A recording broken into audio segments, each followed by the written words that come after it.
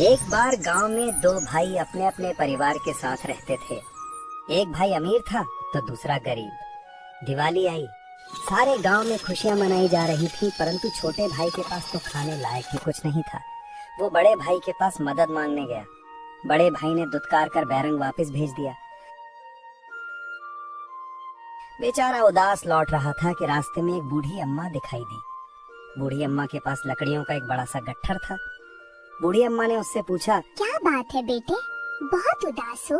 दिवाली पर तो खुश होना चाहिए। काहे की दिवाली अम्मा, मेरे भाई ने भी मेरी मदद नहीं की।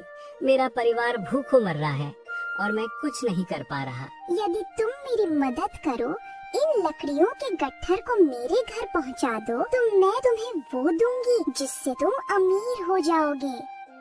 छोटा बूढ़ी अम्मा के पीछे चलता हुआ लकड़ियों के गट्ठर को उनके घर छोड़ आया।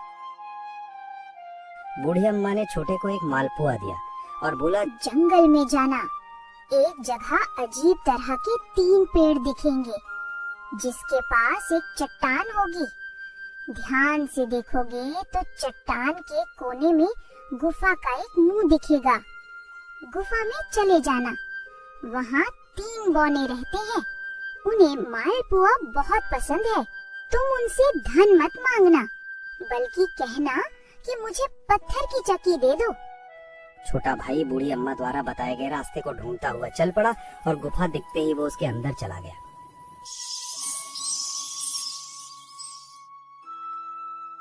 उसके हाथ में मालपुआ देखकर एक बोना बोला, ये मुझे दे दो, बदले में जो कहोगे दूंगा। छोटा बोला, मुझे बस अपनी पत्थर की चक्की दे दो। चक्की लेकर छोटा जैसे ही चलने लगा, बोना बोला, इसे मामूली चक्की मत समझना। इसे घुमाने पर तुम जो मांगोगे इसमें से मिलता रहेगा। इच्छा पूरी होने पर इस पर लाल कपड़ा डाल देना, सामान निकलना बंद हो जाएगा। चक्की लेकर छोटा भाई घर पहुंचा। पत्नी और बच्चे भूखे थे। यहाँ एक कपड़ा बिछाओ। कपड़ा बिछाकर चक्की उसके ऊपर एक किनारे रखकर छोटे ने चक्की चलाई और बोला, चक्की चक्की चावल निकाल। बस फिर क्या था, चावलों का ढेर लगना शुरू हो गया। लाल कपड़े से चक्की को ढककर छोटे ने फिर कपड़ा हटाया और दोबारा चक्की चलाकर बोला, चक्की चक्की दाल निकाल। ढेरों दाल निकलती रही।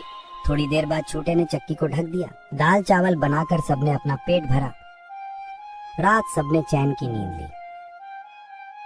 बचे हुए ढेरों चावल और दाल को लादकर छोटा अगले दिन बाजार में बेच आया। वापस आकर उसने फिर वही क्रम अपनाया और इस बार ढेरों गेहूं, चावल, भिन्न भिन्न दालें चक्की की मदद से निकाली और बेचकर ढेरों पैसे कमाया। दिनों में ही वे अपने भाई से भी ज्यादा अमीर हो गया। चक्की की मदद से कभी घी, कभी तेल, कभी नमक, कभी मसाले, कभी बादाम, कपास, जो चाहे उसे प्राप्त होता रहता था। बड़ा भाई उसकी खुशहाली से जलने लगा। कुछ दिन पहले तो ये भूखा था, अब मुझसे ज्यादा धनी कैसे हो गया? एक रात चुपचाप वो छोटे के घर में छुप गया। सारा भेद उसके आगे खुल गया। अगले दिन जब छोटा बाजार सामान बेचने गया था, तो बड़ा भाई छोटे के घर पहुंचा और उसके घर से चक्की चुरा कर ले आया और अपने परिवार को लेकर दूर कहीं टापू में जाकर बसने के इरादे से घर से चल पड़ा। समुद्र किनारे पहुंचकर उसने एक नाव खरीदी। सभी उसमें बैठ गए और नाव में बैठकर टापू की ओर चल दिए। एक बेकार सी चक्की लेकर घर बार छोड़कर हम कहाँ जा रहे हैं? बड़े भाई ने पत्नी की जिज्ञासा शांत करने के लिए चक्की को घुमाया और बोला, चक्की चक्की नमक निकाल। बस फिर क्या था, नमक का ढेर नाव में लगना शुरू हो गया और नाव डूबने लगी। बड़े भाई को चक्की बंद करने का उपाय तो पता नहीं था। उन सब की जल समाधि बन गई। सभी चक्की समेत समुद्र में डूब गए। कहते हैं कि चक्की अब भी घूम ही रही है, तभी तो समुद्र का पानी खारा है। शिक्षा, लालच बुरी बला है।